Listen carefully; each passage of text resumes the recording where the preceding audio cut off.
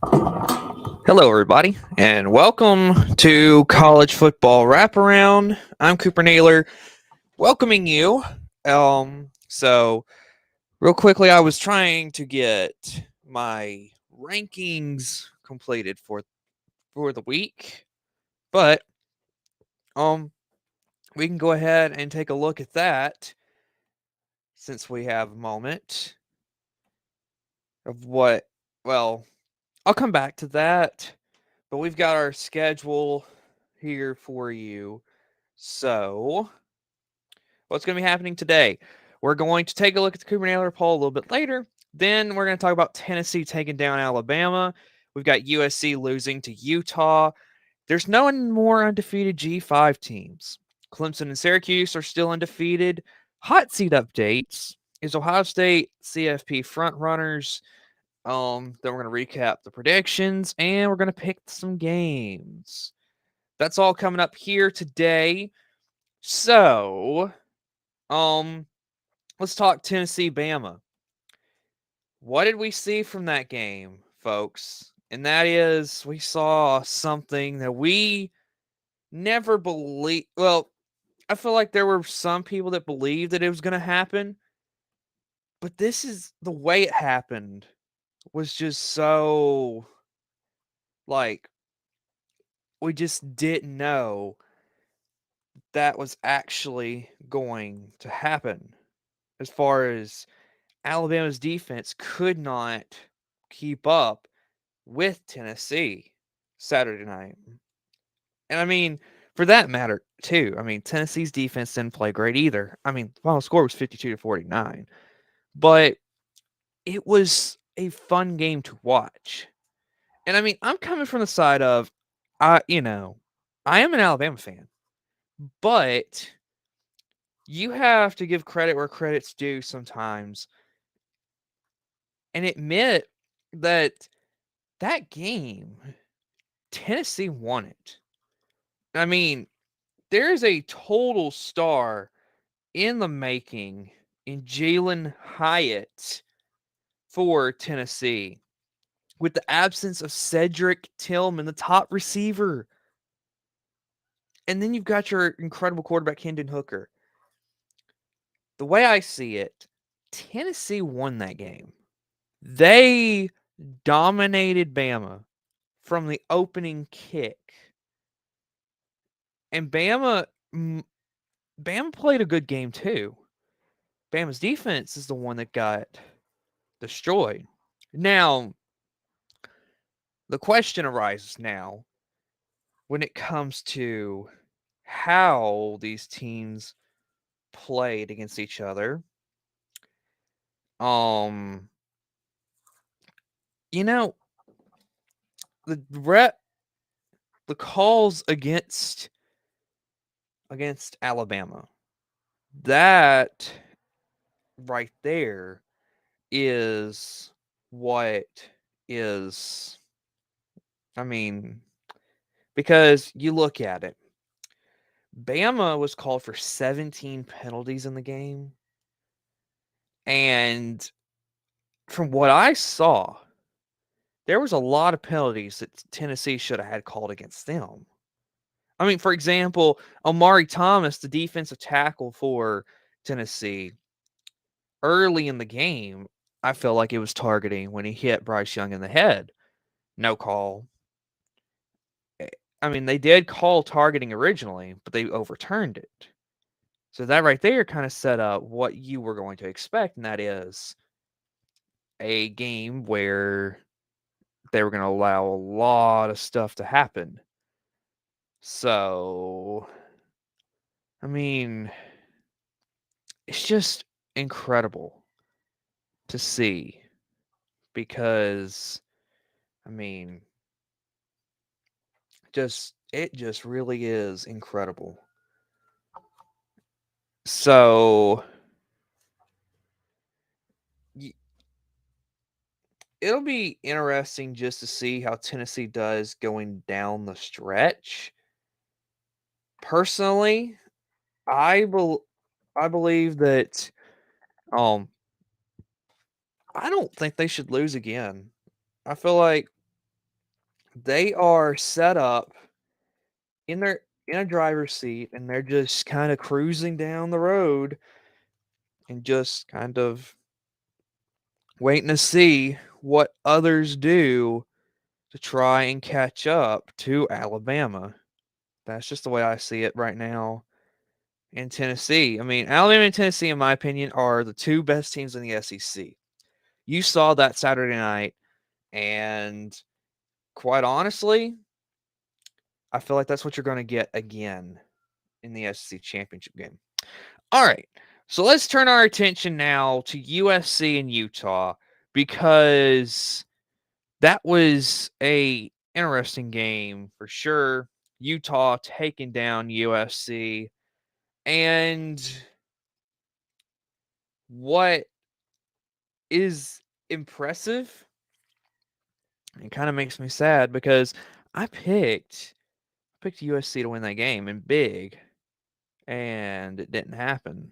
So, I mean, that right there shows that my prediction was wrong. So, um, just incredible though. But I mean, if you look at the game the other night,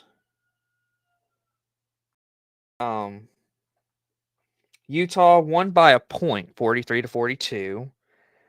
And so, looking at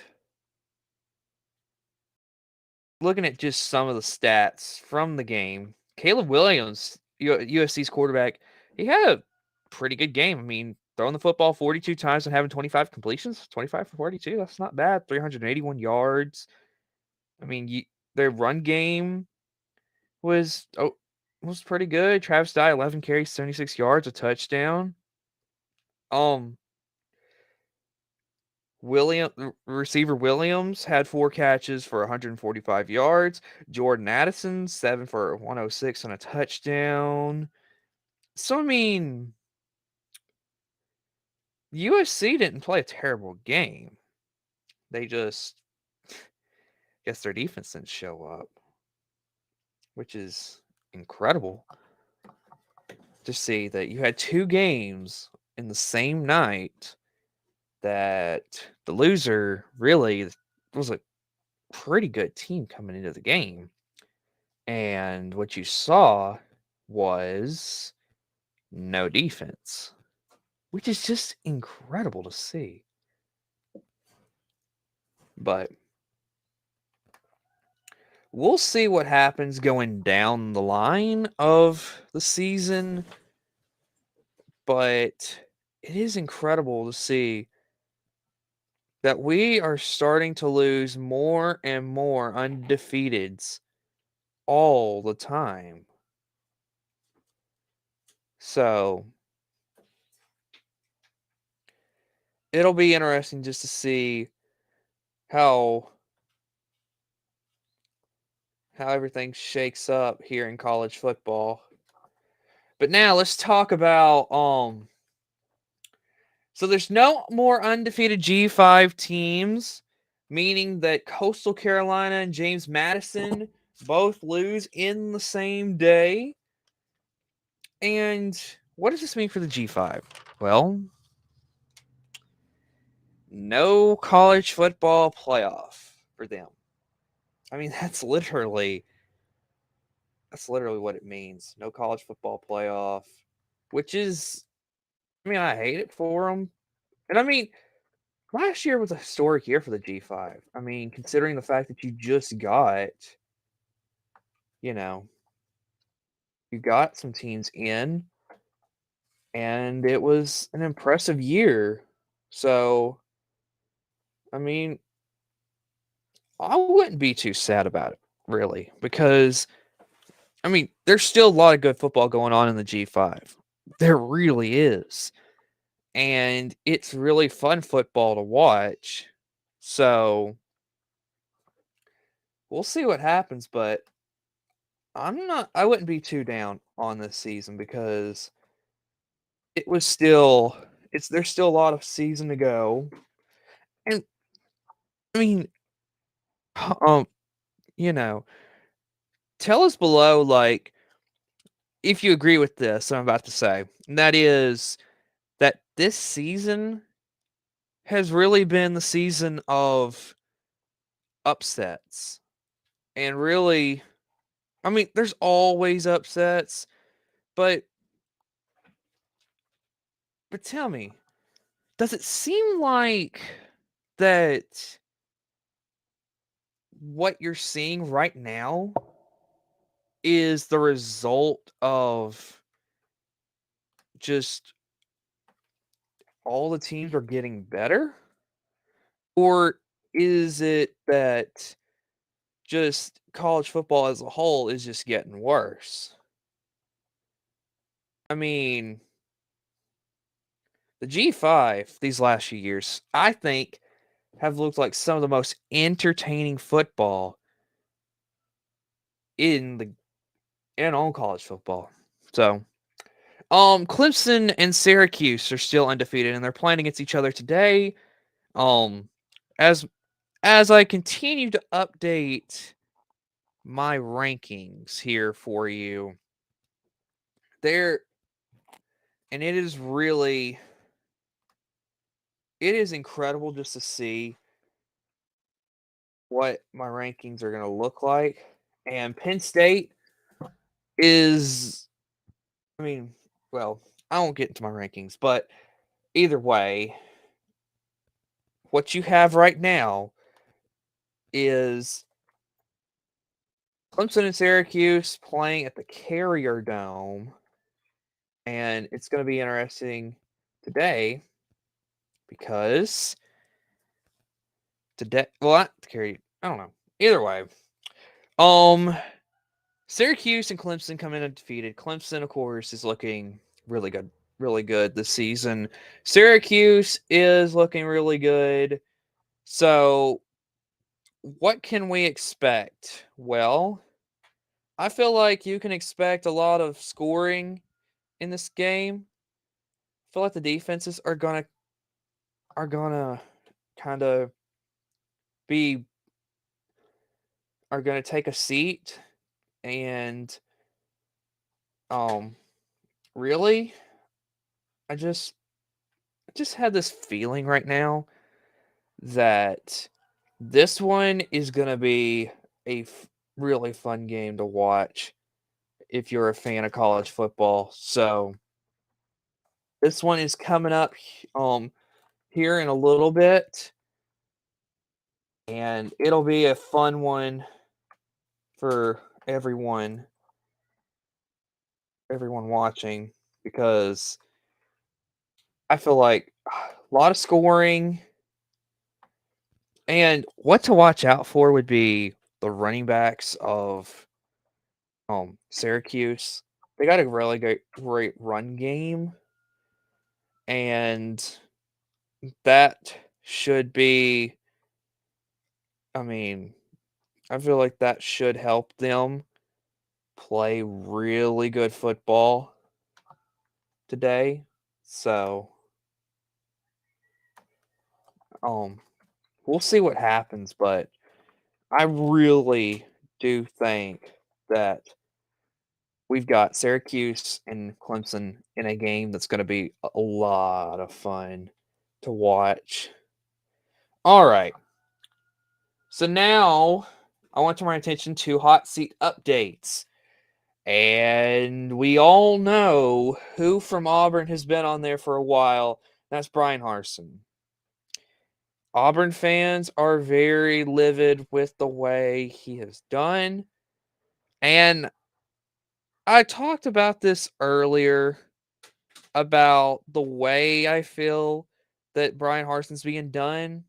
And I mean, he hasn't produced great football, but at the same time, it's only his second season. I mean, I just I have a hard time believing that he's really been given the shot that he really needs.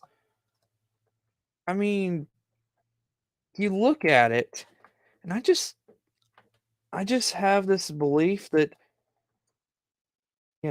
he's just kind of not had a good opportunity to really showcase what he can do as the head coach. And so, I mean, it just it just really is hard for me to believe that Auburn and I mean Auburn is, to say this lightly, they're really not great as far as, I mean, the environment, the fans I feel like are great. I mean, the environment down there in Auburn is awesome. But what about the way that I mean, as far as the boosters, I just feel like it's really ridiculous, and there could be better ways to solve some of this stuff. And I just feel like the boosters are just kind of, they're not helping anything.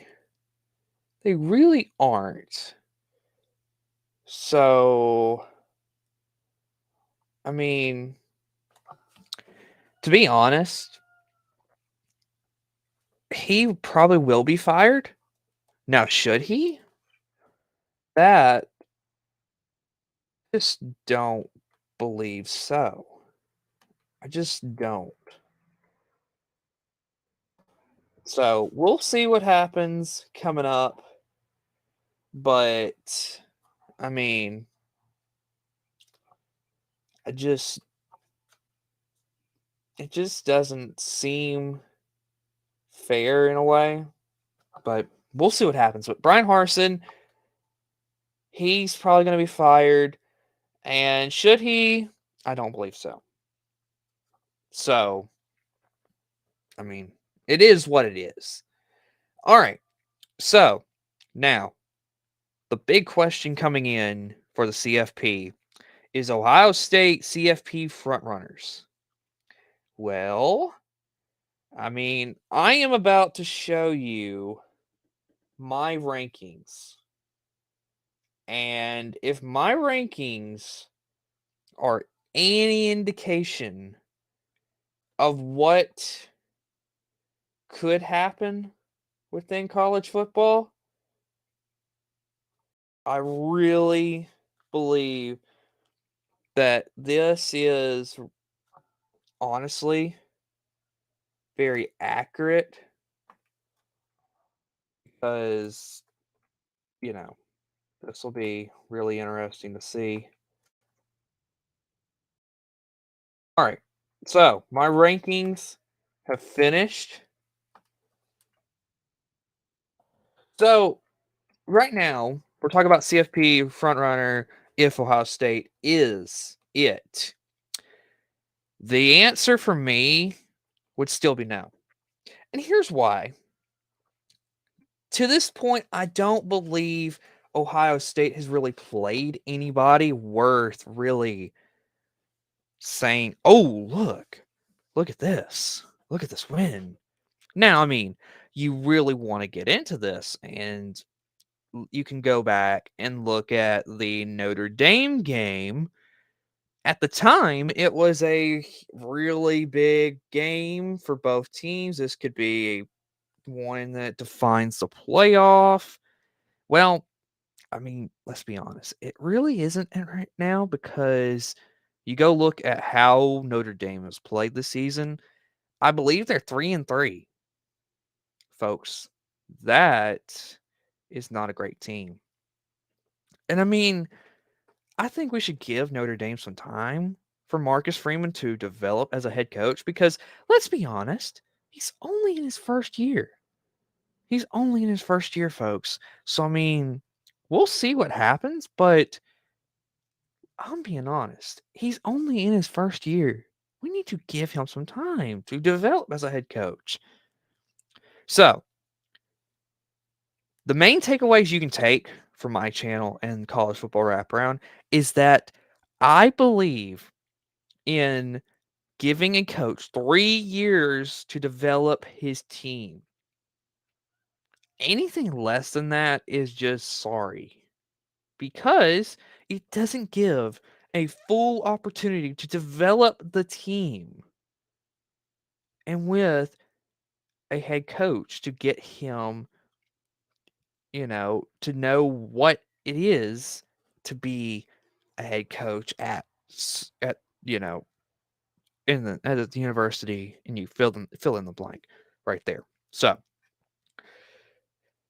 I mean, it really is ridiculous in my opinion. Okay. So now I have just finished my rankings. I'm going to reveal it real quick and then we'll have to do our predictions recap. So, there's my rankings for this week, and I'm going to take that off for a second. So, Tennessee, I moved them up to 1. I didn't move Ohio State. And here, let me explain because I know there's going to be a lot of people hounding me about, "Oh, you've got Tennessee jumping Ohio State. That's the first time you've ever done that this year." Well, there is some you can really look at it and say, yeah, it actually kind of makes sense. Why? Here's why. Ohio State was on bye week, and Tennessee just got the biggest win of the college football season. I don't care what anybody says. Alabama and Tennessee, that could have been the preview. That could have been the preview for 2 more matchups. That's what I believe. Because looking at this, I feel like you're getting 2 more matchups down the road. Now, if you look at the rankings right now, what's going to set up to be the biggest game is going to be Tennessee and Georgia. If both teams go into that game undefeated. And to be quite honest with you, both teams will be undefeated going into that game. Tennessee will get by Kentucky easy. That's just my opinion. Because, I have a hard time believing that Will Levis will outdo Hendon Hooker. Hendon Hooker for Tennessee is, you saw it Saturday. He is incredible. So, Tennessee, I don't see them losing again this season. As far as the regular season's concerned, now when it comes to the SEC championship, I feel like Bama gets them back in Atlanta. And then, let me be honest, folks. If Tennessee wins in the regular season by 3 points, and say Bama wins by 3 points in Atlanta, how do you leave either of them out? Here's my answer. You don't. So, how is the rankings going to be? You are potentially going to have Bama at 3 and Tennessee at 4. And then who would be the other 2 teams? Well, if you really want to dive deep into this, Ohio State would probably be number 1, but they wouldn't be the top team, in my opinion, because your top teams are going at 3 and 4. That's where they are. And then at 2, you're probably going to have Clemson. That just looking at the outlook right now and how my rankings are shaping up and how I believe things are going to go, that's just how I see it. So, now it's time to pick some games. And first, we got to do our predictions recap. And so the overall record has not been updated. I can go ahead and do that right now for you. But I went 4-6. It was not a good week at all for me. My total record is now up to 37-25, folks. I mean, that is not good. So we'll just see what happens going down the stretch. There it is again. It's been updated. 37-25 is now where I sit. So, all right. Time to pick some games. And I don't have a banner for any of this, so just kind of have to really explain this really well. So we've got first Texas at Oklahoma State coming up. And I'm going to go Texas. I like what I see from Texas. They've really, I mean, since Quinn Ewers has been back, they've looked incredible. I mean, really have looked incredible. Had he not gone out against against Alabama, Alabama may be sitting here at 5-2. That is just how good and how impactful Quinn Ewers is for Texas. And this is what I expected though, is that Quinn Ewers would be the man for Texas and he would have to be everything for them. Hudson Card was not going to be. He was a good backup, but he wasn't going to win you a lot of games. So, that's where I feel like, okay, let's go Texas. Texas is gonna win that football game. All right, BYU at Liberty. BYU comes in 4-3. Liberty at 6-1. I'm going Liberty. Liberty has, since Hugh Freeze has gotten there, they've built a great program. So I like Liberty. All right, Purdue at Wisconsin. I'm going Purdue. I feel like Aiden O'Connell. Well, I feel like Purdue is looking really good, and it'll be. I don't know if I don't know if Wisconsin has enough, and I feel like um I just don't like Wisconsin this year because they're not very good at all. All right, Minnesota at Penn State. I'm going Penn State. I feel like they will bounce back from that terrible loss they had against